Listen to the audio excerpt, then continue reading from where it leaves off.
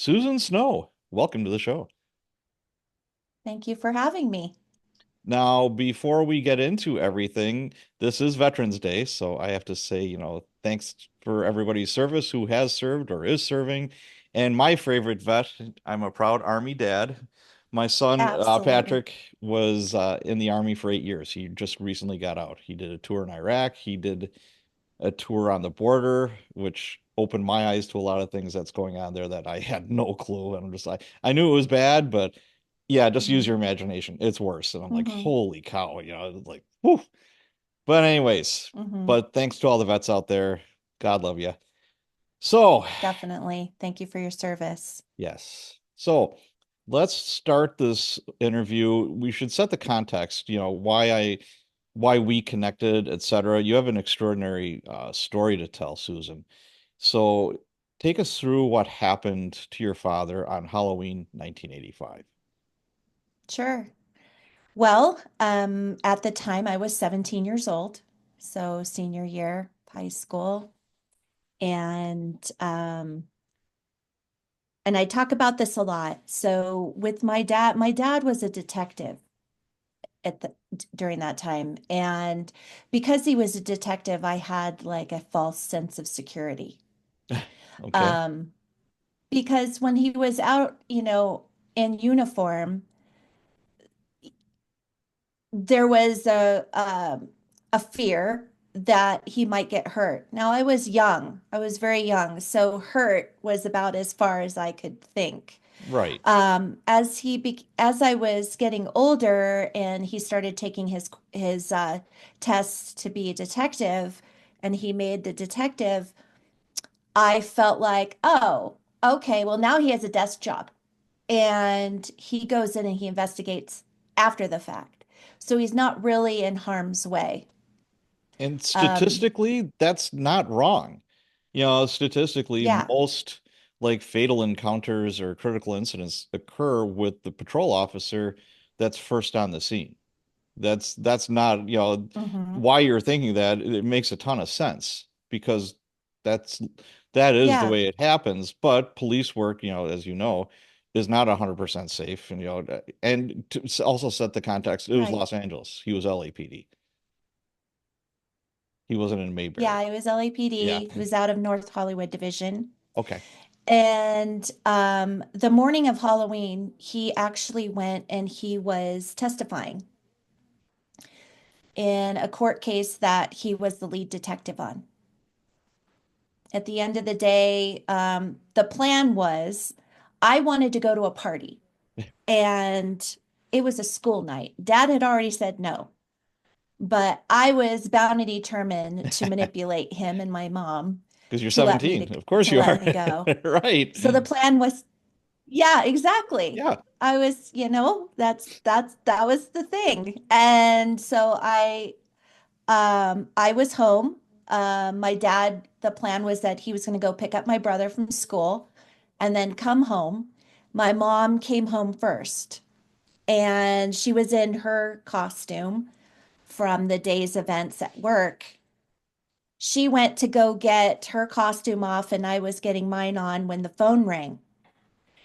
And being the teenager, I thought this has got to be for me. And I was really Yep. excited because it was probably a friend. We were going to talk about the party.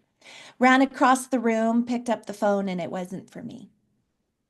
It was a lady from my brother's school. And all she said was that there was a drive-by shooting and my dad was involved. Around the time that, I took a breath, my Yeah. mom came around the corner and I handed her the phone. Yeah. And I just watched her demeanor change. Oh, I was trying to listen in, but I just knew by her body language that it was bad. She got off the phone, looked at me, and said, "We're going to the school." So we got in the car. We didn't talk to each other the entire way. It was about 7 minutes from my family home. And when we got there, the way that the school is set up is you've got the front of the school. In the middle of the school, there's a parking lot. And the kids at after school care got released on the back side of the school. Mm. So when we got there, we parked in the parking lot and headed towards the back of the school. Um, at that point, we could just, it was nighttime, it was starting to get dark. We could just see the lights of the units that were on the back of the school. And there was an ambulance that was just sitting in the street with their lights Mm. on as well. There were two police officers that came towards us. I'm assuming we're there from the very beginning. Um, and they had tears in their eyes. But we just kept going. And my mom and I both caught a glimpse of my dad's truck. So we started to run towards it. And as we got closer, we saw the glass on the ground. And when we rounded the corner of the truck, there was my dad, and he was partially covered. He had they covered him right where he fell.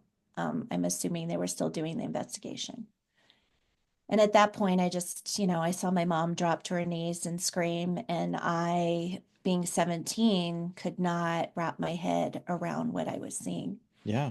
And so what I ended up doing is I focused on that ambulance. Mm. Um, and in my head, I kept saying, why aren't they helping him? Like the ambulance is right here. Why isn't anybody helping him? Because it was not connecting at all, what I was seeing. And a little bit after that, there were two officers that escorted us, my mom and I, to an office within the school.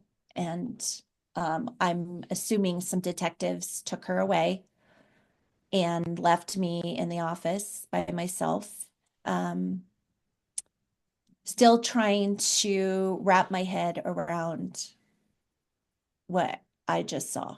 Right. Um, and I just, it just was absolutely not connecting. I heard two women talking who worked at the school, and the one woman said that my dad was deceased. And that's when it hit me. Um, my sky cracked. I I wanted to run out of that room and run far, far away, but my legs felt like cement. I couldn't move and I couldn't speak. I couldn't move. It was just frozen. And it wasn't very long. My mom came back into the room and she said, I'm sending you with a neighbor. And I understand, like, the whole night was very chaotic. There was a Oh, I'm lot sure. going on. But, and I know that I wanted to run away. I wanted to run out of there. But there was a part of me, the child of me, that wanted to stay with my family unit. Sure. I needed to be with my brother and I needed to be with my mother. I didn't know if my brother was hurt. I didn't know what he saw. I Mm. didn't know anything at that point. And she sent me to the neighbors. So I really struggled the entire time trying to, one, wrap my head around everything that was going on. Because once we got to the neighbor's house, the neighbor had known my parents for years. And she was trying to wrap her head around what was going on as well, like Yeah. comprehending everything. Right. Our street was lined with law enforcement. And it was a very quiet street prior. Yeah. And, we had the helicopters overhead and everything. So it was like walking into a nightmare. And I had, I was just absolutely devastated for two reasons. I was having to navigate all of the feelings that I was having as a kid, as a teenager, and not having anyone that could support me at that point. I mean, the neighbor tried. God knows she tried, Right. to But were there any other um, family members, give like me grandparents or support and anything? comfort. Was No, there any grandparents or anything that could help? no. Oh, gosh. So I asked for my boyfriend at the time. Yeah, I've been dating this guy for 3 months. He was 19. I asked the neighbor to call, and he was at work, and she didn't give him any information. So when he showed up at her porch, he just said, grab your coat. What hospital is he at? Where, yeah. where do we need to go? Where's your mom? Where's your brother? Just trying to get information out of me. And I could not spit out the words. Um, Mm, and I stood there and um, finally, when he was being pretty persistent about us leaving, I just spit it out that he was gone. And he had known my dad for 3 months, and, my dad really liked him, and vice versa. Um, he kept saying, what do you mean he's gone? And I said, he's gone. He's not at a hospital. He's gone. And I watched him drop to his knees and lose it. mm. So here we're two kids just trying to figure out how to navigate all of this. Like, what is the next step Right. forward? um, and it was, like I said, it was very chaotic. So I didn't go home right away. And then I finally did. And, my entire house was filled with people. And I could hear my mom's voice. I didn't hear my brother. Yeah. Um, I assumed he was okay, but someone had him. And I didn't recognize anyone in my house. And honestly, like I just wanted to run to my room, close the Sure. door and hide. Absolutely. I just wanted to hide. I didn't want to answer questions. I didn't want to talk to anybody. I didn't I my boyfriend and I just stayed in my room the entire time, and basically hid, um, Wow. Now, how and old was your cried and brother? just How old was your brother when he all this happened? was he was 6. Oh my gosh. So first grade, maybe? Yeah. Oh, now he was not injured, correct? No. The last thing my dad did was tell him to duck down in the truck when he saw what was happening. And he saved my brother's life. Unbelievable. A couple of things, jump out at me. One, why you were notified via telephone. You know, somebody should have came to your house. There should have been a squad car at your house, with a chaplain or somebody of, and or somebody of very high rank that, Yeah, that and came after the fact. yeah, and you shouldn't be driving. It's like, unfortunately, I've had to navigate these things. And, the last thing you want is somebody that is going to be exposed to this driving a car. It's like, Yeah, no, and they shouldn't be alone. And nothing should ever be over the telephone, ever. right. It just, that's so And wrong. I think they've learned since our I situation for hope so. sure. Boy, yeah, I really feel honestly that everybody was in such shock. sure. Like everybody was in shock because in the annals of LAPD, that was the first officer to be targeted. Um, and they saw it right away that it was targeted. Yeah, And so I think it just kind of took everybody up, they were taken aback. They were all in shock. I don't think anybody even knew how. I know they knew how to navigate like the support system around my mom, right. but at the time they didn't have things in place for children. Yeah, you know what? You're absolutely right. And they barely had enough for a spouse or a parent of somebody Hmm. that was killed in the line of duty. Hmm. And still to this day, it's a very, there's no right or wrong to it. You do your Right. best, and you should have trained professionals, for all different ages and all different, Yeah. circumstances. But life isn't fair. Life isn't perfect. And, Yeah. you do the best with what you got. And Well, what we and do with our department is we'll have a liaison hmm for the hmm family. It's a sergeant usually. And, you're at their beck and call. hmm Whatever they need, whatever they want, we're here for you. Yeah. That kind of thing. But I could see And I'm where for sure my mom had that. I'm positive my mom had that. yeah, There was a disconnect. There was a couple of things too.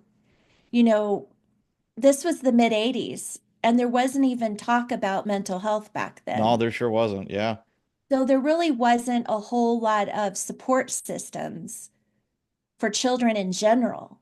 yeah, Um, there was very little known about PTSD.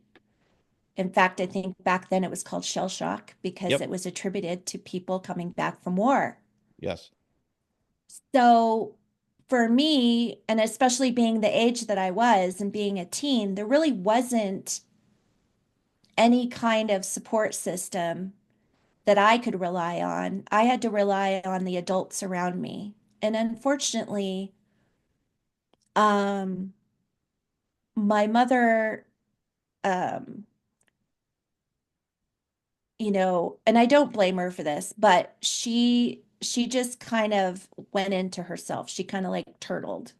Mm, And at the time, and it should be this way, the focus was on my brother, obviously.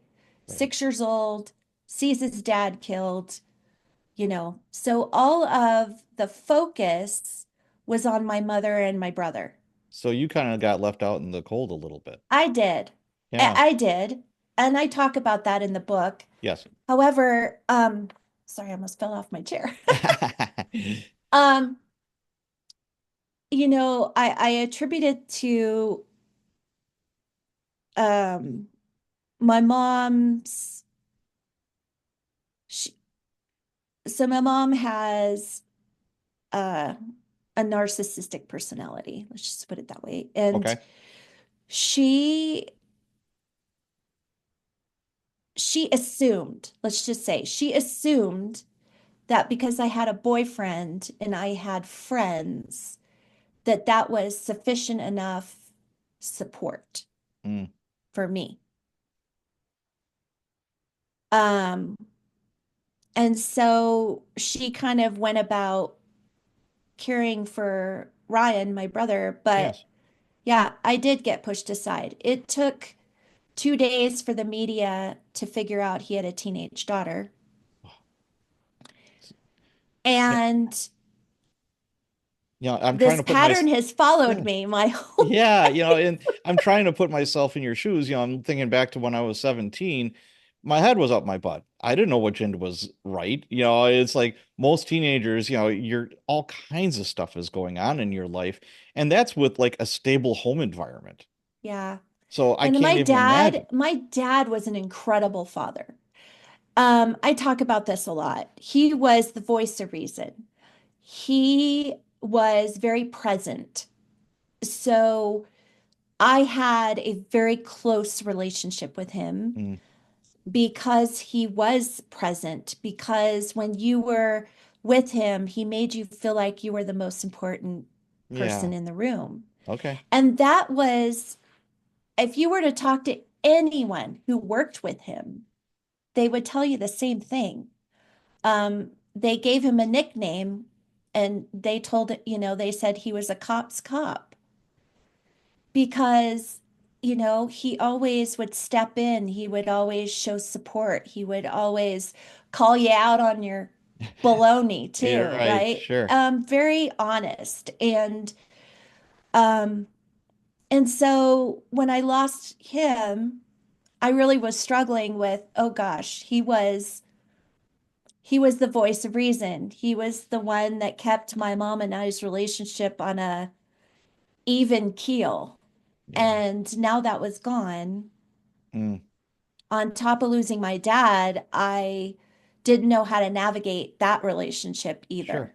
Yeah, absolutely. Now to back up a little bit, the people that targeted your father, he was a Yes. robbery homicide detective, Yes. and he had a big case going, and it was more or less like a contract hit, correct? Yes. So it was a robbery ring, Hmm. and this man had a limousine service, and that was his front business.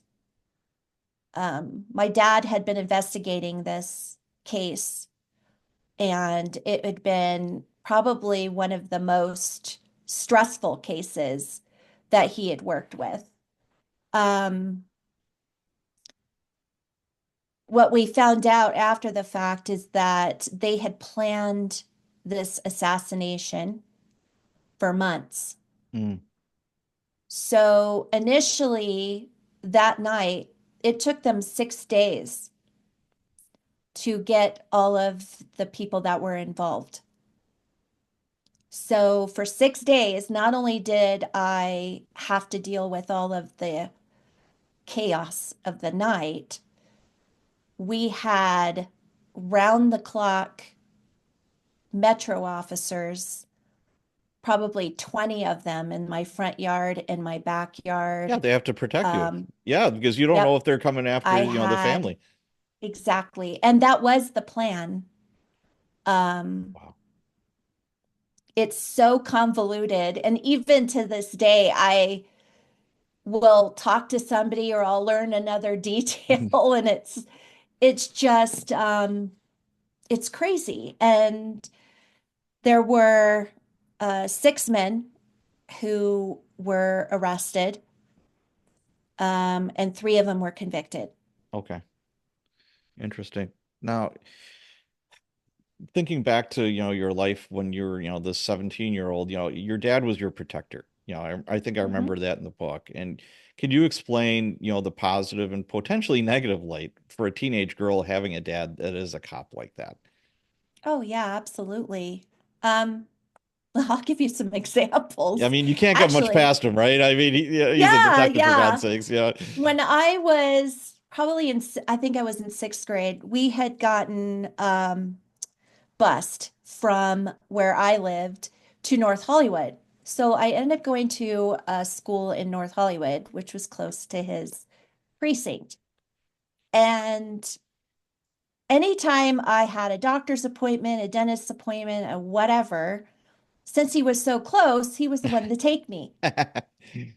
He would pick me up in a narc car. Oh, that's funny. So when I would get back to school the next day, people would be like, "Oh my God, did you get busted? What did you Yeah. do? Like, why did they haul you off?" And I'm like, I had a dentist appointment. That was my dad in that ugly undercover car. Um, but it was like things like that, Yeah, but at the same time, there was the name calling. I had to hear all the words, sure. for what they would call police officers and, negative things. But at the same time, like my dad, I knew he was my protector. And um I felt safe with him. I felt like nothing could ever happen to me. And you read the book, I had a couple of different situations happen. Hmm. And he was a dad, but he was also a cop. Right. So, and um, I think a lot of it too is I watched him compartmentalize his job. You will probably understand Oh this. yeah, It absolutely. comes with the territory, Right. right? Yep. So, because he would compartmentalize, the conversations that he would have at work would follow himself home. And so we would be, sitting down to a spaghetti dinner, and dad would be talking about the dead guy he Yeah. just found that was 3 days old. You know what I mean? And Yeah. for him, this was normal conversation. For Right. me, I was like, please, dad, stop. I'm going to throw up. Yeah. Um, yeah. And so it was like things like that, right? Sure. That it really opened my eyes up as I got older and we were having some really intense conversations about the world in general and what he Yeah. saw and what he dealt with on a daily basis. And so I learned that lesson really early on. He hated me wearing makeup. Um, and part of it is because of some of the things he would see Yes. with teenage girls and Absolutely. um, and so that was his part of like giving me crap for wearing lipstick or eyeshadow or whatever, Right. um, because of his fear. And even that morning that he was getting ready for court, he was not acting like his normal self. Hmm. He was kind of nervous. Yeah. He was very intentional about what he was wearing that day. And he was a little tiny bit colorblind and definitely not a fashionista. So, as I was helping him get ready for the day, since my mom had already left, and I asked him about the party, we got into a little bit of an argument Sure. because I wanted to go to this party, and yes, it was on a school night, but everybody else was going, Dad, that kind of thing. Right. Um, but so I got to see a lot of his work life as well. Sure. And even to this day, I hear stories of men and women that have worked with him, have trained with him, who went to the academy with him or whatever.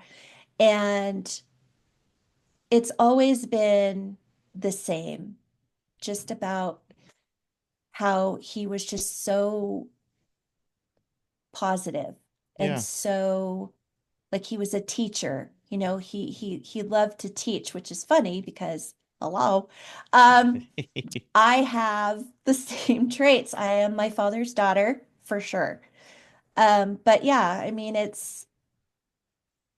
Yeah, I learned what came with the territory yeah, at an it's early age. it's a different upbringing for sure. And there are positives, there are negatives. Yeah. I got divorced, my second wife had a teenage daughter and I had two boys. Hmm. So, Girlville is a whole lot different. And Hmm. It is I'd come for home from sure. work and I'm wearing a uniform, I've got my gun on me and all that. And she'd have a boy over. I'm like, hey, how's it going, guys? How's everything going? Blah, blah, blah. And, later on, she said, you're making it impossible for me to date. I'm like, what are you talking about? You come home in the uniform, you've got a gun, blah, like, I'm just being nice and cordial. It's like, Right. yeah, Yeah. but I'm sure there is that vibe of, you touch my daughter and guess what's going to happen to It's you? intimidating for Yeah, sure. Yeah. absolutely. We Yeah. get used to it. The uniform is just it's the uniform. The gun, Right. it's like a Yep. carpenter has a hammer. In my Yep. book, it's like it's hanging from my belt. You forget it's there. You're not fixated on it. But people, you walk into a room and all of a sudden that's where the eyes go, and it's like, For sure. I don't mean that, but yeah, that can that can cause all kinds of interesting story Absolutely. situations. So, your grief process, yeah, positive and negative therapy experiences, you think that, yeah, you know what, you go to therapy, everything's going to be hunky dory. It doesn't always work out like that. No, unfortunately. So at the time, I didn't even understand what all of the mental things that were going on in my head. I didn't have names for them. Sure. And being a kid, I didn't know how to verbalize it either. Yep. Um, and so I was in a state where I literally walked around in a fog. Mm. And people just pushed me, in the direction they needed me to go, and I just went in that direction. You know what I mean? Right.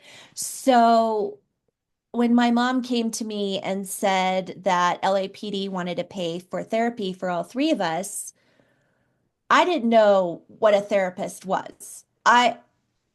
Any kind of inclination to what a therapist did, I just thought people were crazy that went to see people like that. I just So, thought of Bob Newhart. if anybody talked I about had like a no idea. psychologist or anything, it's like, oh, I remember the Bob Yeah. Newhart show. Okay, yeah. Yeah, I just didn't know what to expect. And so I said, okay, well, if they want us to go to therapy, then I guess I'll go to therapy. In hindsight, I feel like the gentleman that I did go to, I feel like maybe he wasn't educated enough in trauma Mm. and maybe a little intimidated because this was intense. Oh, Like he had his absolutely. hands full. Yes. Um, and so he never he never asked that question. He never asked me how that night made me feel. Hmm. Um, which I tell people that and they're like, "What?" You would think And that would be one of the again, first questions. Yeah. it goes back to I think he was intimidated. Okay. Um, so our sessions were very, very common, very shallow, very, Hmm. very much about, you know, talking about my relationship with my boyfriend, my mother, my brother, and school. Yeah. We never dove. And I was not, like I said, I couldn't verbalize it. I didn't, part of me was like, if I say what's going on with me, they're going to put me in a hospital. You know what I mean? Yeah. Like I they're going I to do lock me understand that. away. Yes. They're going to Right. think I'm crazy. Um, And so I saw him for an entire year. And every single time I went to see him, I was just like, okay, today's the day. Today's the day he's going to make me feel better. I'm not Yeah. going to feel anxious, which I didn't know it was anxiety. I don't, I will want to get up in the morning. I'll want to take a shower. I'll want to, all the things with depression and anxiety and not sleeping, sleep deprivation, horrible. Um, I wanted to be with my dad. I didn't know that was suicidal ideation, but I had it Yeah. and I didn't know how to verbalize it. So I saw this gentleman for an entire year. And at the last session, he looked at me and said, Susan, you're a well-rounded young lady and you're going to be fine for the rest of your life. Hmm. And I don't need to see you anymore. And I left thinking, oh my God, I'm done. I'm cooked. I'm Oh. crazy. Oh I've no. cracked. A professional can't help me. So I'm just going to have to live with all of this stuff for my entire life. You know. And at that point, what I ended up doing and what a lot of people do is I took what people said about me and I wore it like an emotional mask. So, for instance, if someone said, "Oh my gosh, you are so brave. You are so strong. You are whatever." I'm like, "Oh, okay. I'm brave. I'm strong. So no matter what, comes up for me, I'm going to hide behind this. But I was still dealing with the fight or flight. I was still dealing with all of that stuff. And I dealt with it for 14 years. I married that boyfriend and we had two kids together.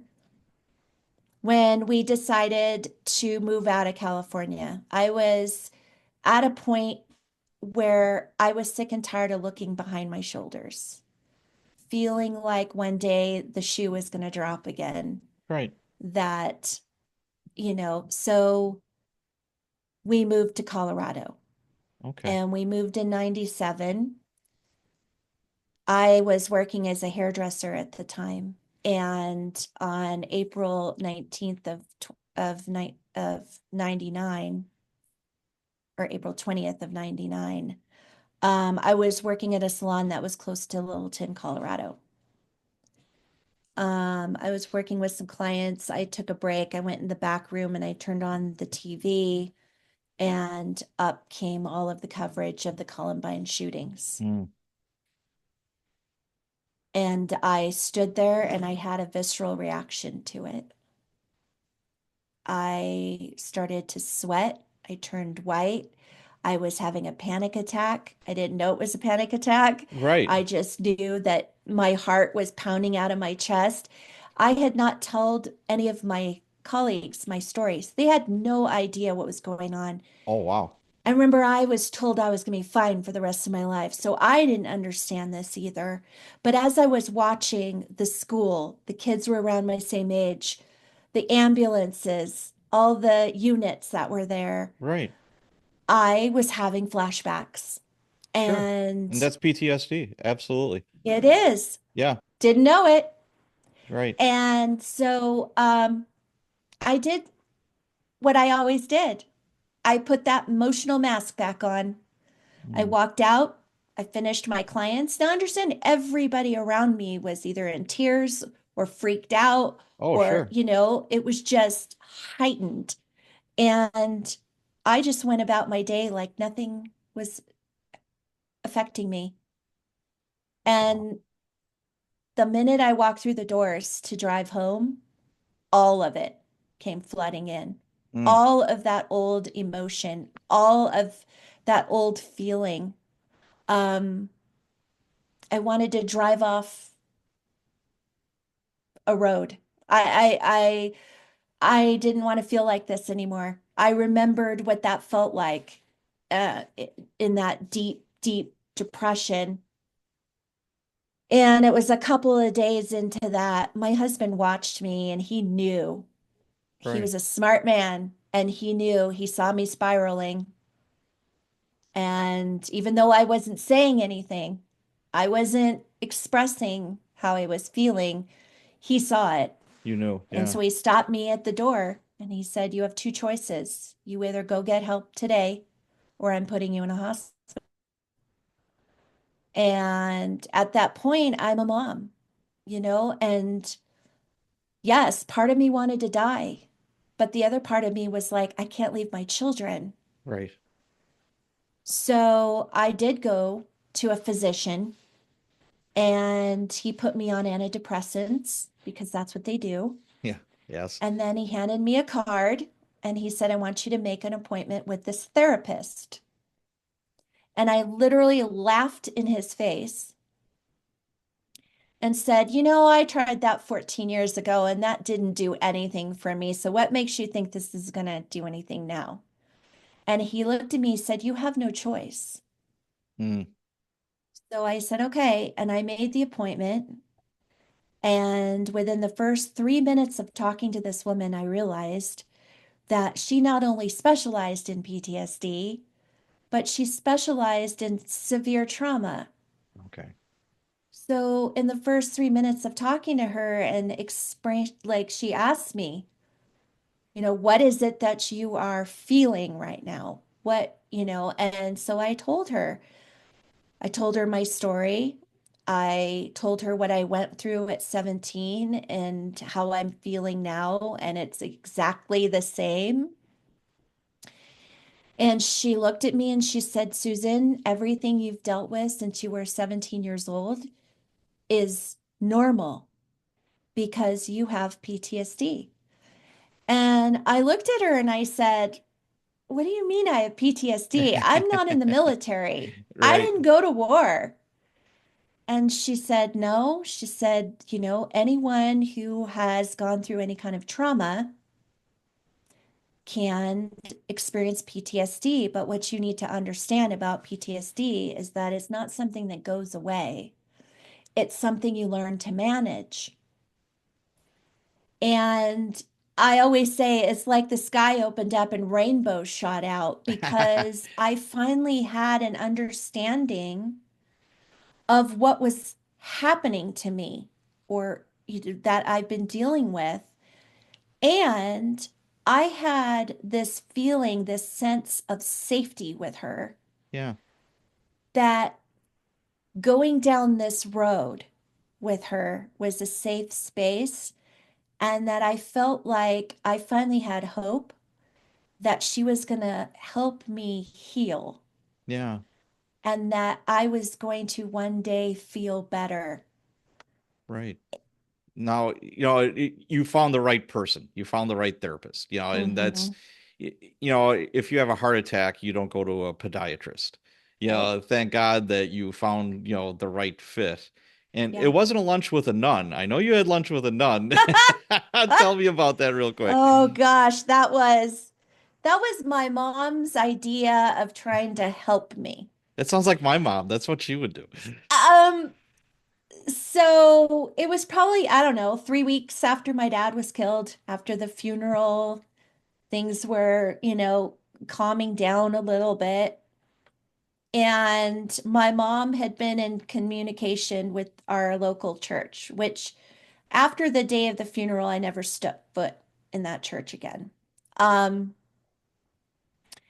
so she invited this nun over, and the nun was like, "Oh, I would like to take her to lunch just to get her out of the house, Yeah. try to be helpful."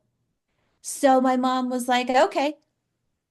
So this woman picked me up, and she was in plain clothes. Um, so it No wasn't habit. intimidating, Yeah, no habits. you're right. So we went to lunch, and initially our conversation was normal. And we got to lunch, and I sat down, and she immediately started to ask me about my feelings about what happened to my dad. Yeah. And then she started going into the fact that if I'm going to get past this 3 weeks later, Yeah. that I was going to have to find it in my heart to forgive this man or these men that took my dad's life. This is 3 weeks after the fact. Mhm.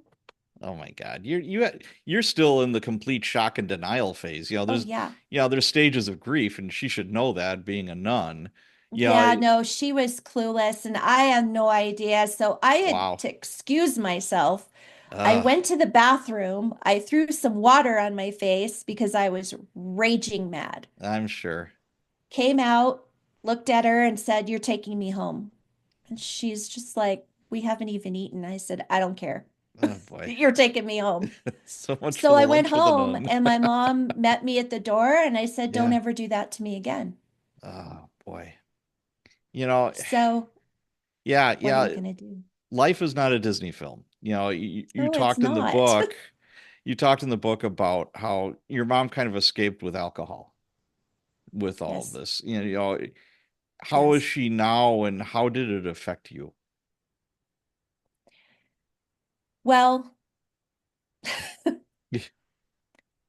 I will be absolutely honest Yes. with you.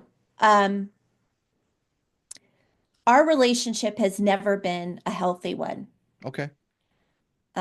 She put it out to the public that it was, Hmm. and it was not. Okay. I don't blame her. Let's start there. I don't blame her for using alcohol as a coping mechanism because everybody deals with grief and loss differently. Okay, so I'm Absolutely. not Yes. blaming her for that, right? Um, but what I will say is that it intensified the abuse that was taking place even prior to my Hmm. dad's death. Okay. And so it was difficult and it made me want to move out when I was 18. Um, I felt like that was the healthier way to go Yeah. for myself. I felt like if I had to watch her go down this road, that it would not end well. Sure, sure. Um, so for my own sake and my own, I had it in me, it was my own intuition that I needed to remove myself from that environment. Yeah. I understand that. Like I When I said, like wrote this book, yeah, yeah, life is not a Disney film. It just isn't. no, Things it's aren't always not. perfect. But you went Right. on and you graduated from high school, I did. and a bunch of LAPD cops, were there at attention. What did that mean to you? on graduation day? Honestly, I didn't know. Like when I wrote the book, I did it based on some research. Hmm, Understand my senior year is bits and pieces to me. sure. So when in writing this book, I had to go to other resources Okay. to find out and like connect my timeline. Um, so I did not find out about those police officers until many years later. Okay. I was in such a fog that day Oh, I can only and imagine. Yeah. just being it was just like I just had to focus on getting through the day. Yeah. Um, that I didn't realize. Now, multiple classmates have told me what their experience was with that. Um, and thinking about it, I feel better. Like it makes me feel good. It made me feel like I had that support system, even though I didn't know I had that support system. Right. Yeah. And you had a completely different experience than, say there's 200 people in your graduating class. You are the only one that is going through what you're going through. Yeah. How tough And could it that was a be? very weird time, Sure. It was because of all of the media coverage and because of all the things, that were surrounding that. There were kids at school who were interviewed by the media Mm. who were like, "Oh, she's my very best friend." Oh, And okay. I didn't know these people, right? Or there were my friends who really struggled with what can we say to her? What can we not say to her? So a lot of my senior year, there was a lot of tiptoeing around Susan. There was a lot Mhm. of walking on eggshells, Oh, okay. not wanting to address my emotions or not wanting to upset me. Um, but like I talked about in the book, when I finally did go back to school, I was sitting in a class, and one of the boys in my class turned to me and said, "So how many bullets hit your dad?" Ugh, God. And it sent me into a tailspin. Oh, Lord, I can only imagine. Yes. I left the classroom, and as I was walking down the hall, there was a lovely man there. He's a Spanish teacher, and he was the high school football coach, which all of my really close friends were on the football team. Okay. Um, and so I knew Coach Lugo, and he stopped me and he said, "Are you okay?" And I told him what happened, and he said, "You know what, honey, like kids are stupid. The stuff flies out of their mouth. They Yeah. don't know how this is going to affect you. How can I support you? What can I do?" Like, woohoo, an adult that's going to support me. What? Um, but he was like that. Um, Rest in peace, Coach Lugo. But he was like that. And he said, "Why don't I do this? I'm going to escort you to the office. Let's call your mom and have you picked up." And Yeah, so I did. I had to go home. I was not ready to come back to that yet. sure. So because of situations like that, it just made it a little difficult for my friends to navigate their feelings around it. I mean, Mm, I'm just now, once the book came out, just now having conversations with my best friends that were around me at that time about how they felt and what they saw and what their emotions were. yeah. Um, and look how many years later that is, right? Right. Yeah, So absolutely. it it's it affected so many people in my community. It affected so many people that I went to school with.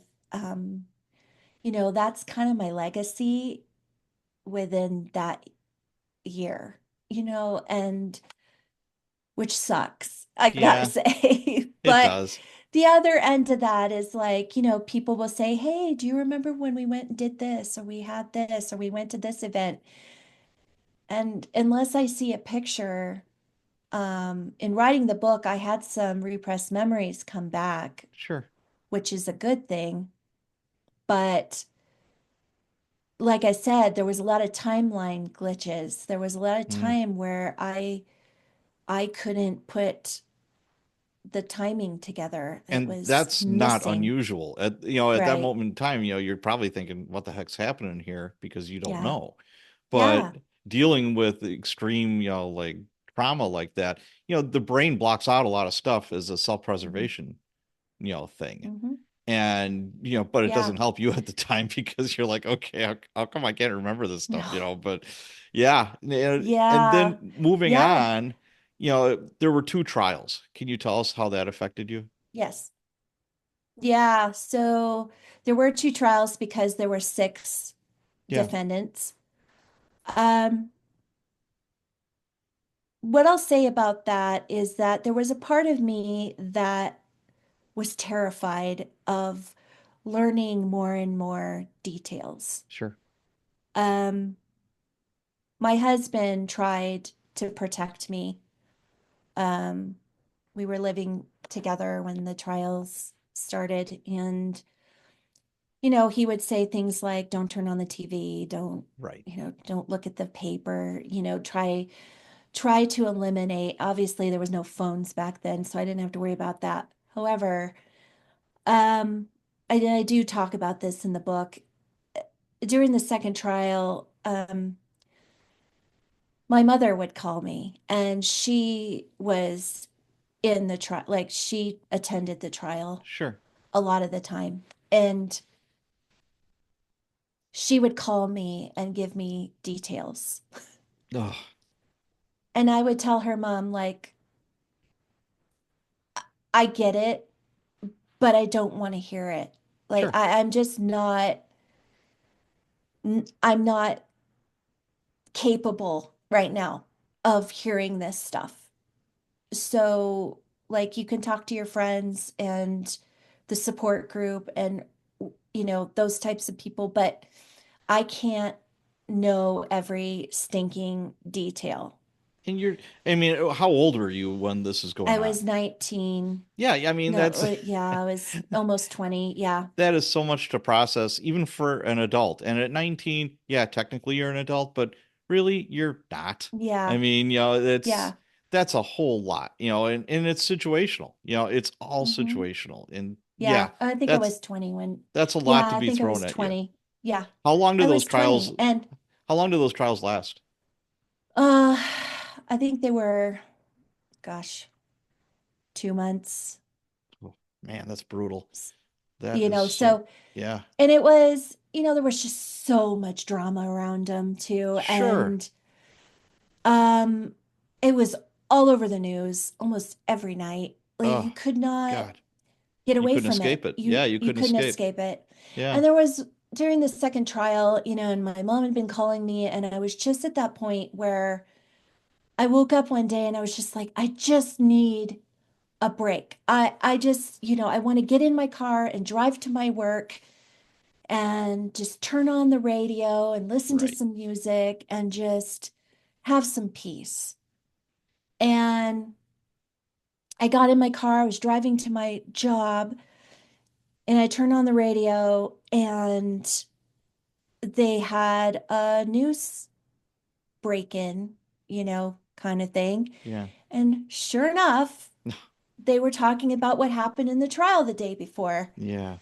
And I just lost it. I lost it. I was just not in a good place mentally. And I went to work and I was walking through, I worked at a tile place.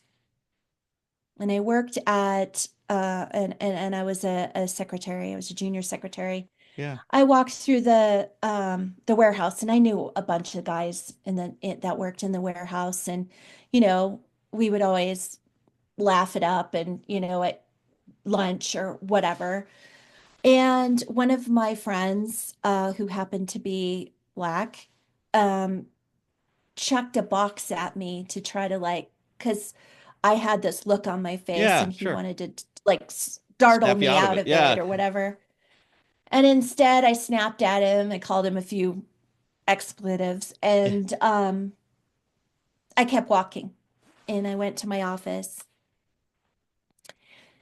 And apparently, uh, my friend contacted my manager. So my manager met me at the office, at my desk, and said, I need you to come with me. I was like, Oh boy. I was here. Like I Yeah. was here. And he was like, fine. And so I followed him and he brought me to this office that was empty. And there stood my coworker. And I was just completely like, what is happening? I don't Yeah. understand what's happening. Little did I know I was going to have a very big lesson.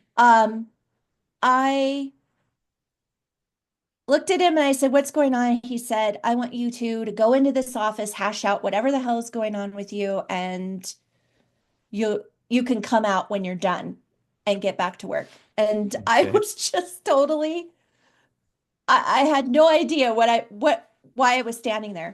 Yeah. We went into the office and I looked at him and I said, what's going on? He said, well, I just want you to know that, I have been watching the news and I know what happened to your dad. And, I don't blame you for feeling the way you do about me.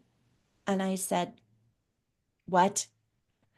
And he said, well, I can understand why, you uh, yelled at me and you called me names because I'm a black man. And I said, no. Yeah. I said, here's the thing. Yes, it's all over the news. It's all over the radio. I can't get away from it. I feel trapped. And I am not in a good place right now mentally. And when you chucked that box at me, it just intensified my rage. So I apologize for my reaction. I'm sorry that I did that and you didn't deserve that. You didn't know what was going on in my head. Um, I had enough, maturity uh to recognize that at that time. And I said, but it has nothing to do with the color of your skin. And he said, well, I don't understand that because if the shoe were on the other foot, like I would hate black people. I wouldn't have anything to do with them. I would just whatever. And I was like, nope. And I said, here's the thing. I realized I was like in my head going, is that what people think of me? Hmm. Because that's not who I am. And so I had to tell him, okay, I understand that you feel the way that you feel, but what I'm going to tell you is this. You, I said, were you the one that pulled the trigger? Were you the one that followed my family? Were you the one that plotted for months? Was that you? He said, no. And I said, then there's no reason why I would Hmm. have ill feelings towards you. Sure. Um, and he was taken aback. Like he was like, what? And I said, if the one thing that I definitely got from my dad is that he taught me to accept all people, no matter what color your skin is, and to love all people. And so that was a big aha moment for me because I really thought, oh my gosh, is that what people think of me? Or is that the story they're telling themselves in their head about who I am? Mm. Which is one of the reasons why I wrote my book, Okay. because I felt like for so many years, people were telling my story in their heads. Well, you know what? And This is a good space here because my next question was the other side of the gun, which I read and I highly recommend. Why did you write this book? I wrote it for a couple of reasons. One, obviously, it was going to be cathartic for myself. Yeah. However, um, as I was writing it, what I realized was that there is still so much anger and pain around my dad's death from people that are in law enforcement, um, people who knew my dad, people who knew my family, my own family. And I felt like this could be a way where I could show them that I'm on the other side of it, that I healed from, I'm healing from that trauma. And if I'm able to heal, so are they. If I'm okay, they can be too. Okay. And so, even though I had fears, I had common fears like um, my safety, putting myself out Sure. there. These men were still in prison, a couple of them, and one of them was free. And so I had fear around that. I had fear about what was this going to do to my marriage, my relationship, because I do talk about personal things there You do. and how my trauma affected my marriage. Um, and the trauma he's gone through, because he's gone through Yeah, everything he with sure me. has. Yeah. So You made yourself very vulnerable with this book. You opened I up did. about I put it there was all out no there. pulling punches. I mean, yeah, No, you let it all hang out. That's for I sure. did. I And when did. and I Yeah. give you total kudos, Thank Susan, you. because that's very brave. Not many people would do that. Thank you. I really feel like this book was, first of all, I felt like my dad was kicking me in the rear end to get it done. Okay. There was no quitting. There was no, I'm done. I'm not doing this. Um, I felt like it was a pull for me to help others. And Sure. so anytime those fears that would roll around, the fear of this completely destroying what was left of my relationship with my mother, um, I had to think of the people out there that needed to hear my message, I had to show them hope, just like I had received, that they weren't alone and that you can heal and you can find resiliency. And so, every time that fear, I would just bulldoze through it and Yeah. I would just see those people's faces out there, those faceless people out there.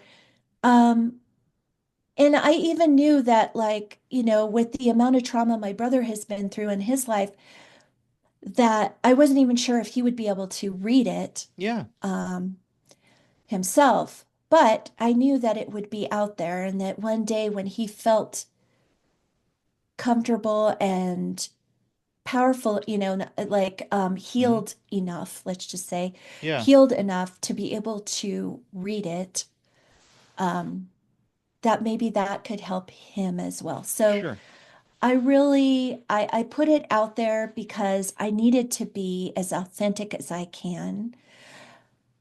When I tell my story, when I tell my story to people, why I do it is because I want to give people a safe space. I want them to know that they're safe and that, you know, they can they can tell me their story and there's no judgment. There's only love and support. Sure. Um, and so that's where this book was born out of. Now, did your brother and mother both read this book? So my brother did not. My brother's wife did. Okay. Um, and she loved it. Hmm. Um, she was shocked. I'm sure. Um, and yes, my mother did read it. Now understand, I wrote it. It took me 4.5 years to write this book. Okay. And the reason it took so long is because I had to relive all the feelings and all. I Oh, had to be able to do that in order to take you by the hand and take you through my journey. and you did. It's And incredibly authentic. It really resonates. It's incredibly authentic. yeah, You could I tell just by, appreciate that. right away, it's like, what, yeah, this is the real deal. There's no BS here. No, there This is isn't. about as genuine as it gets. Yeah. And the things I talked about, I didn't vilify my mother in any way, shape, Hmm. or form. No, you didn't. But I did, talk about some very things that are difficult to hear about yourself. And I understood that. And so for that 4.5 years, my mom never asked me about my book, like Yeah. what I was writing about, or, a couple of times she asked me how things were coming along. However, when I told her I was working with an editor, her reaction was, "You're working with an editor?" And I said, "Yeah, Mom, this is like not a hobby. This is actually a book that I'm writing." Right. Yeah, absolutely. Yes. Um, so when the book was about to come out, I felt like, it was important for me to sit down with her, um, and tell her what was in the book out of respect. Sure. Um, and I did. However, what I did was I had to give myself some parameters in Mm. having this conversation. And I had to protect my peace. I had to put down my boundaries, and I did not engage. Okay. And so I did, and I had a conversation. I thought it went well. I left there feeling pretty positive. Yeah. But when the book did come out, I hand delivered it to her. I wrote a note to her. Yeah. And from the heart, I wrote a note to her and she put it down with the mail and walked away. Mm. And I said, "Okay, that's cool. Whatever, Yeah. About 45 minutes later, I got a call from her and she said she had picked up the book and started to read the first two chapters and that it was written very well. Um, that she was proud of me for writing it so well. And I held that in present moment. Um, of course, she argued with me which um, of the neighbors I went with. Okay. Um, but I ignored it. I was Sure. like, I know where I went, Mom. Yeah. That night's Um, fuzzy, Ma. yeah, We'll let that one exactly. I'm slide. All like, right. you were dealing with your stuff, Yeah. right? And I was dealing with my stuff. So I just, I let it go. I didn't engage in it. And I walked out thinking that it was okay. And then she read it. And the first two chapters is the last time I had talked to her. Um, I had a conversation, a random conversation with my brother Yeah. about a week later. And I said, just out of curiosity, did Mom finish my book? And he goes, "Oh, yeah." Okay. And I said, "Oh, I haven't heard anything." And he goes, "Well, you will." And I said, "Really?" And he said, "Yeah. She basically wanted me to come to the lawyer's office to take you out of the will." Oh my word. So at that point, I knew, and even writing the book, I really had to have an internal conversation about, is this going to end what was left or open a conversation? Yeah. And I had to be okay with whatever that outcome was. And I can say I am okay. I feel at peace Hmm. with her decision.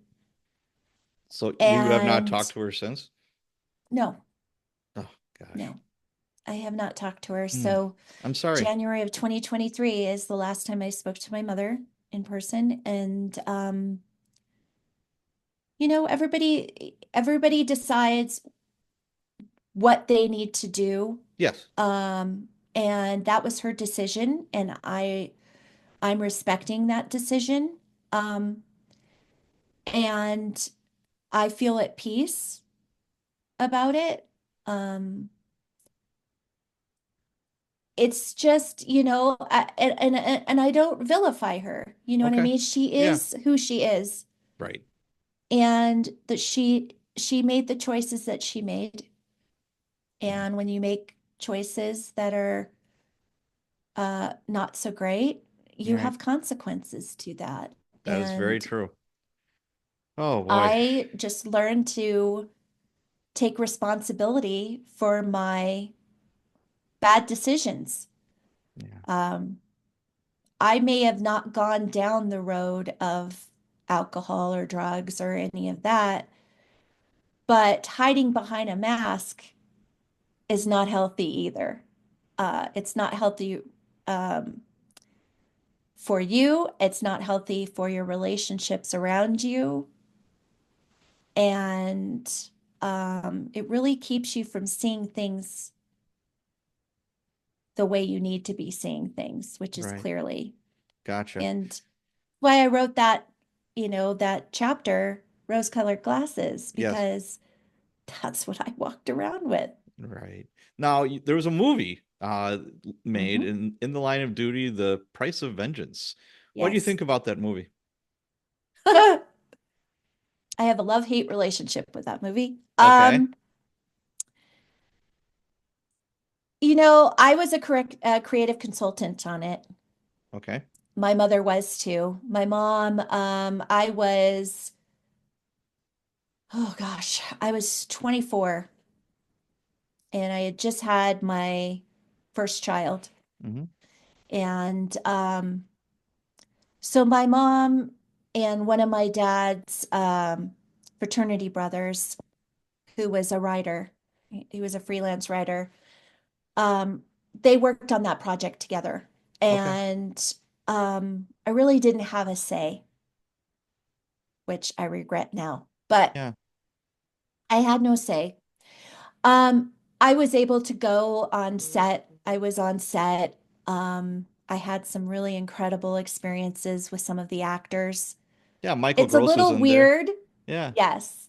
Yeah. It's From a little Family weird Ties. when Michael Gross is your dad, Yeah, because and he's Mary Michael Kate Keaton's Place is dad. your Yeah. mother. Yeah. Yeah. Um, and Kathleen Robertson, it's just weird when you're talking to someone and they're like you. Yeah. And so it was very surreal. It was very surreal. The actors that obviously played uh, the robbery ring, um, they stayed away from us uh, Okay. until the wrap party, and then finally they came over and we're like, "We're so sorry we had to let these people," but it was an experience that I'll never forget. Um,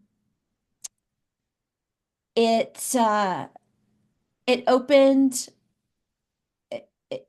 it opened my journey of speaking. Okay. Um, and I learned a lot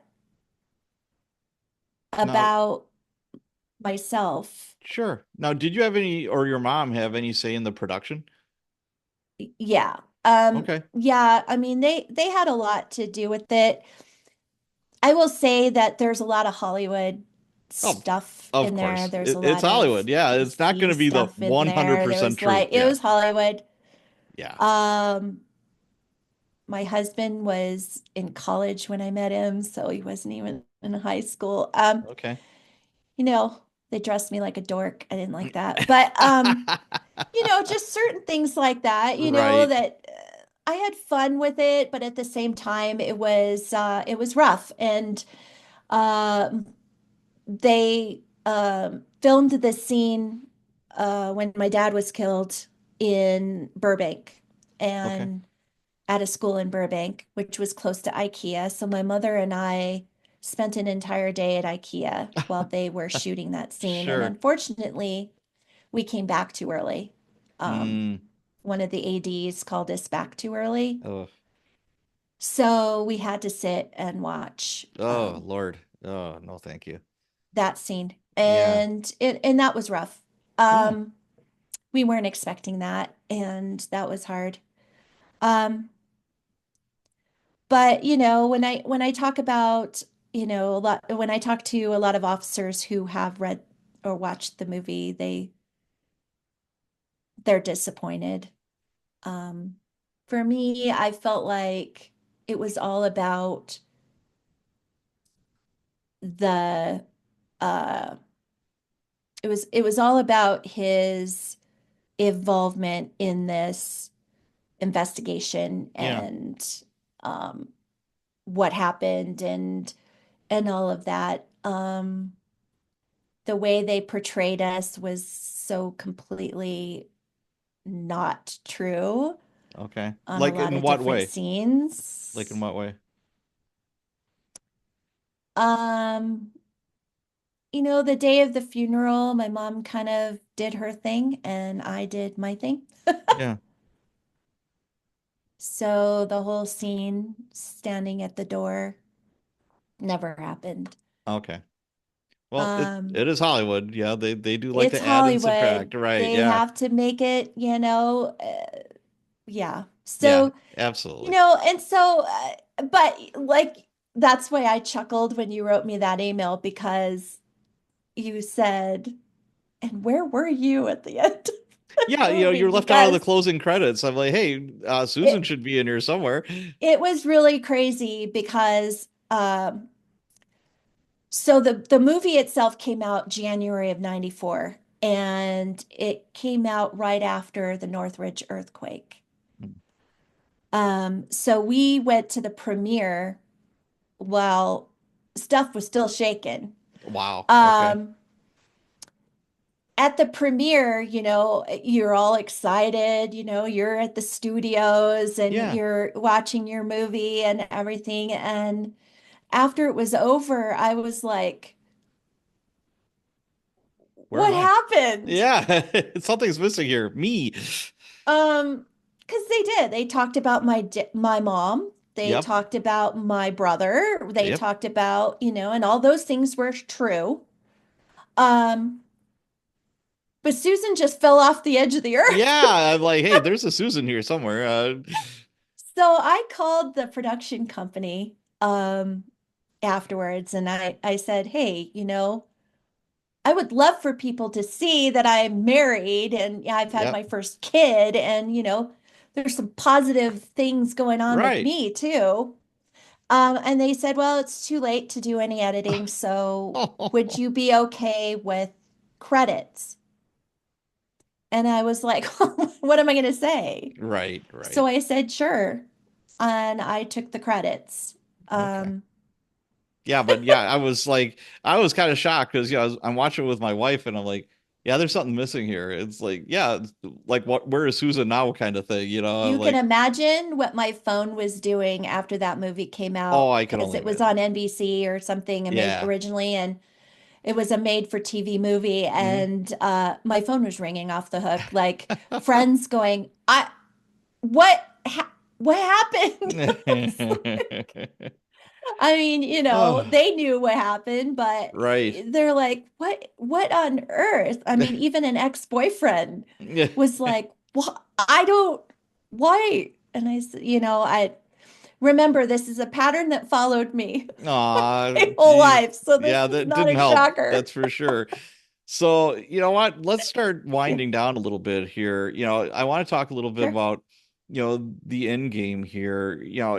Do you think there was justice? There was a trial, there was people found guilty. Was there justice? Yeah. Okay. And what are your Well, I feelings on don't the think everybody would ever say justice. I would say um, accountability. Okay. All right. Um, What were I will well, say, what were the sentences, especially the shooter? How much was there a death yeah, penalty so the involved in this shooter or was what? sentenced to death. Okay. Yep. So he was sentenced to death, Daniel Jenkins. I can say his name now because on April 29th, they found him dead in his cell. Okay. Um, They said he took his own life, which 38 years later. Well, Anyways, hey, um, I don't have a problem with that personally, but hey, whatever. Okay. right. The middle guy is still in prison. He is got life in prison without parole. Okay. Um, and the third was that was convicted. He was released in 2017. He Hmm. did 32 years. He wrote a book. Of course he It's did. terrible. Of course it is. Um, and actually, my best friend at the time, she bought it Mm, for like 99 cents or something. yeah. Um, and read it because she thought maybe it would be helpful for my book, to get some background in I mean, his thoughts what was their defense if they had any at all? that LAPD set him up. Oh, whatever. There was like, I can't even tell you, like there was because I'm still friends with the lead detective. Yeah. He's the one that wrote my foreword. Hmm. This case was airtight. Like they made sure that all their I's were Oh, dotted and their absolutely. T's were Yes. crossed. Like they wanted to make sure that nothing slipped through the cracks. Right. And it didn't. They had mounds and mounds and mounds and witnesses and Sure. testimony and all this, um, to prove their guilt. So when the third guy, wrote his book, I did read it. It was painful. Sure. Um, Not in the way that you would think. It was just written horribly. I would just think it would be good kindling, for a But fire I maybe or wanted something. yeah. I really wanted to get into a psyche. Like I kind of wanted to see where he was at because he was very young. Yeah, And he followed Daniel Jenkins. He wanted what he had, sure. the flash, the cash, the women. Right. It was back then. It was the '80s, right? And Yep. it was that's what it was all about. Sure. So that's what he wanted, and that's what he looked up to, and that's why he did the things that he did. Um, but in the book, he takes no responsibility. Of course not. He blames it all on Daniel Jenkins Okay. and his, following of him and his manipulation and all of this stuff. He takes no responsibility. And for me, that was a real disappointment. I really I we got a letter when he wanted Mhm. to be paroled, Yeah. and it was supposedly from him. But when I read it, I was like, I don't think so. I think this came from the lawyer. Did you get a chance to like speak at a parole hearing or anything like that? I got to speak, yes. I was made to write letters. And when I say made to write it, there was a time, when you go through every 3 to 5 years of coming up on parole and you're in the middle of trying to heal. God. You're healing and then Yeah, it just it brings you comes right back back and to then it. it rolls Yeah. you back, right? Right. And so I was sick and tired of going back and forth. And I was at a point in my life where I was like, I need to let this go. Sure. I had already forgiven these men for myself, right? And I look at it as I forgave them by taking my power back. I was taking my power back and telling them, you hurt me, you hurt my dad, you hurt my family, but you're not taking my life. Sure. You're not living in my you're not living in my brain for free. So at that point, I was like, okay, I need to move on. So I stopped writing the letters. Okay. I did not write the letter. I just when he went up against the parole board and they said, yeah, he was going to be paroled. There, my mom was upset. She was mad. People were mad around me, whatever. But I was like, no, this needs to end. Mm, That I need this healing. I need to keep sure. moving forward. That Right. makes total And sense to me. Yes. so when he was paroled, all I put out there into the universe was, I hope that he's learned his lesson and that he is going to make better choices in his life and that um he does good. He puts light into the world instead Mhm. of the darkness. So, So, do you have any feelings on the death penalty in either direction? when the moratorium came up and I realized that he was not going to be put to death, that they were going to switch it to life imprisonment. Hmm. Um, I had different ideas of what it would be like to be there. Yeah, My mom and I talked about this. She wanted to be there within anger, um, for revenge, sure. for whatever, right? Perfectly understandable. Yes. I wanted to look in his face, and I had already talked to him in his trial when he was sentenced. I Okay. addressed him Yeah. face to face. And I wanted him to know that he didn't win. I wanted him to know that I had a wonderful life, that I've had a wonderful life, and I have so much love around me, and that he didn't win. He didn't take my life. He wasn't living in my brain for free. Right. Um, that I could give a rat's, about him. Sure.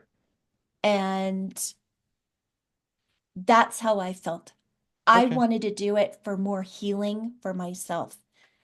I needed to look into his evil eyes and tell him that. But when I heard that the moratorium was put in place and I knew that I wasn't going to get that, I had to look inside myself. I sat down, I wrote that letter, and I burned it. Okay. I put it out into the universe. Sure. Um, and I look at it this way. I've taken my power back, and not only have I taken this power back for myself, but in doing that, I've been able to put positive into the world. I've been able to, everything that has happened and all the things that I've gone through has made me who I am. And in that, I found purpose in my dad's death. Mm. My dad found purpose in my dad's death. Good things have come out of such a horrible experience. Interesting. Um, I miss my dad every day of my life, but I know that this is his doing too. Sure. Absolutely. Mhm. Now, like I said, we should start wrapping this up, but yeah, I Yeah. just love talking to you. I really do. You know, did you ever consider becoming a cop, or what if your kids want to? No. Okay. What Nope. if one of your kids said, "Hey, you know what, Ma? I want to be a cop." Um, I'd be terrified, Okay, that's fair. especially in today's Yeah, world. Um, absolutely. I really would be terrified. It's a different world. And I I feel the same way about military. Like, my kids went into the military for some reason. I would be terrified. But obviously you love your kids and you support them and Right. their decisions and stuff. But yeah, it would definitely give me some cause for concern Oh and yeah, and it would trigger understandably me so. just a smidge. Yeah, just a wee bit. Yep. Yeah, All yeah, right. yeah. Now, do you think that this made you hyper vigilant with your family or yourself? Um, I think what it helped me do is in my healing, I'm able to support my children. Um, my kids have dealt with some mental stuff. I think all kids have. Oh yeah, absolutely. Um, and in doing that and having the experiences that I had, I was able to be more supportive for them. I was able to give them the support that I did not have, and even their friends. Um, there's always a joke that my husband and I collect children, not in a weird way. It's always kids that need some extra support Okay. that gravitate to us, and they gravitate to me. Yeah. Now, And did you think you were that's like an why. overprotective mom at all? No, like Okay. I was never a helicopter mom. It All was, right. I always tried to tell my kids to be smart about their choices. One of the things I did do that my dad did, to me was, I said, my dad told me straight to my face that if you ever do anything illegal, I will personally book you myself and put you in jail. And I believed it. As a teenager, I believed it. And so I would tell my kids, like, if you sneak out and go to a party, when you turn around at that keg, your mom's gonna be standing right behind you. And they believed me. That, They believed me. that's And they awesome. knew that, like mom means business.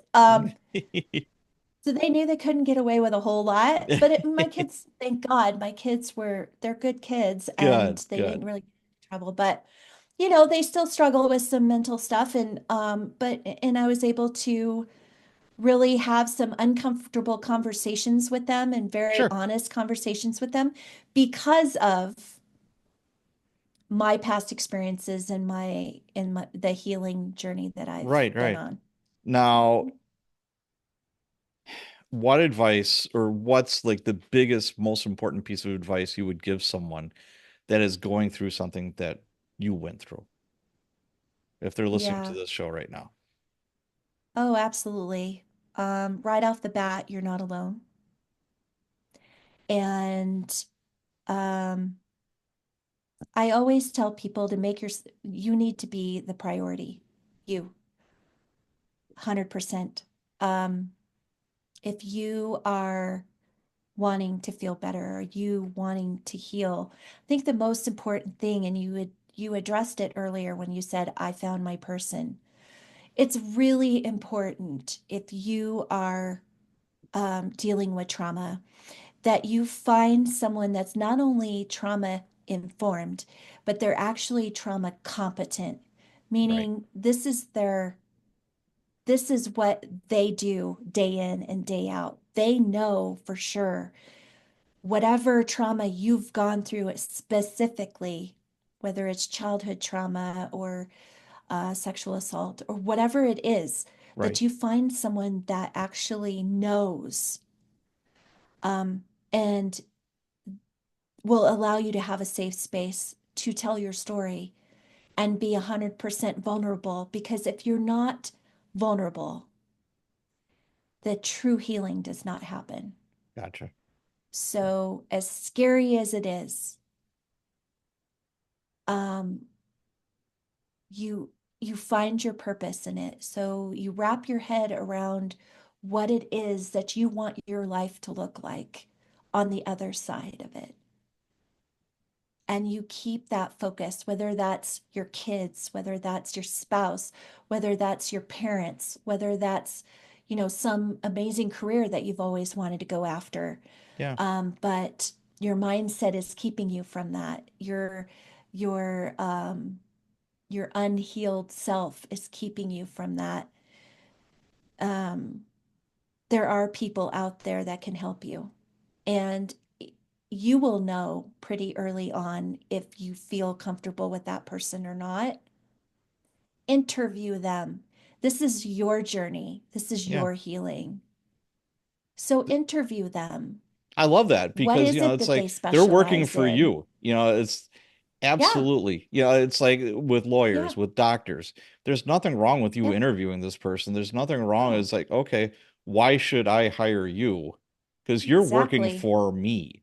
It's Yeah. sometimes, and obviously it's might be a little bit of an overgeneralization, but professionals that are in those professions, I don't want to say it's a God complex, but all of a sudden, they think, X, Y, and Z when, Hmm. maybe they aren't all that, so, like you said, do your homework, nothing wrong with interviewing them, and you got to feel comfortable with them, obviously, because you're Yeah, going to be opening up to a whole lot of stuff. So, yeah, absolutely. makes total sense to me. All And right. on the days, you have good days, you have bad days. On the bad days, you give yourself some grace. Sure. Absolutely. Give yourself some grace. And I did it. I did it for 4.5 years on those days where I had nothing left. I gave myself grace and I did something that gave myself joy that day and just told myself tomorrow's a different day. It's a different day. And you just have to, without guilt, give Yeah. yourself some grace. Excellent. I love that. Very good. So, what's next for you? Speaking, more books, another Oh movie? yeah. What's on the plate? Oh gosh. I can't think that far with movie situation, but I'm a speaker. I've been on, 5 stages since the book came out. Okay. I've been on over 50 some odd podcasts. Um, I think it's really important for me to get my message out, and my biggest goal in life is to be in front of 10,000 people. Okay. I know sometimes people go, what? Um, but I feel like if I can get to one person, if I can change the mindset of one person about what it is to heal from trauma and find resiliency, I've done my job. Um, and so next year I've set a goal that I did have a paid gig last year, and all my other gigs were not paid. Okay. So I do want to be a paid speaker. Sure. And continue with my podcast appearances and things like that. I am getting into resiliency coaching. Um, Excellent. I feel like this is my calling, finding out where people are and meeting them there and helping them guide them forward. Um, and just coaching them through life, just, Sure. Sure. No, that makes total how it sense. is that Yeah. they can move forward. So, Any more um, books? I do have one Oh, coming. all right. Excellent. It was a concept that last year, I'm actually also a realtor. I'm kind of a Hmm. jack of all trades. Um, and last year got a little slow in real estate. Okay. So I started Lyft driving Okay. Yeah. and kept my book in my car, Excellent. per one of my riders who was in marketing and said, "Why isn't your book in your car?" Yeah. So, with my book being in my car, what it does is it opens up conversations. Sure does. And I have had amazing conversations with people that end up being a coaching session. I feel Okay. like I have been a life coach in Lyft. So, my book, I want to call it Lessons from the Lyft Driver. Sweet. And just to take this compilation of all of these different incredible writers' stories that I've had, just to show people, like my editor said, I'm living my next book. I Yeah, am. absolutely you are. It's it's really brought home my my purpose and Excellent. why I was put on this earth. Very Um, good. and so, yeah, the more people that I can help and show hope to and get my message to, the better. All right. Excellent. Well, that's a good place to stop. Where can people go to find more about your books, your public speaking, where can they go? My website is susansnowspeaks.com. Okay. And then if you want the book, it is on Amazon. It is currently in paperback form. It is in Kindle form as Hmm. well. If you are a Kindle Unlimited um, subscriber, you can read my book for free. And all I ask is for a review. Excellent. Yeah, the Um, okay. Well, the name of the I book. will be getting into a studio. Excellent. That's Oh, another you're gonna goal do an of mine. audiobook? I am going to do an Excellent. Good for audiobook. you. Excellent. And you're gonna narrate it yourself? Absolutely. Oh, better yet. Better yet. Doesn't get more genuine than that, kids. All right. Well, the name of the book is The Other Side of the Gun. And again, I highly recommend it. And thank you for writing it and making yourself vulnerable like this. I know it's going to help some people probably going through a rough patch or a very long, rough road. And good on you for doing that. Thank you so much. It has been Thank an you. honor having you on my show, Susan. I was very excited about this. And, just to the memory of your dad, I'll have a drink tonight, and maybe a Thank cigar. you. Who knows? I appreciate it. All right. Thank you so much, Susan. All right. Thank you.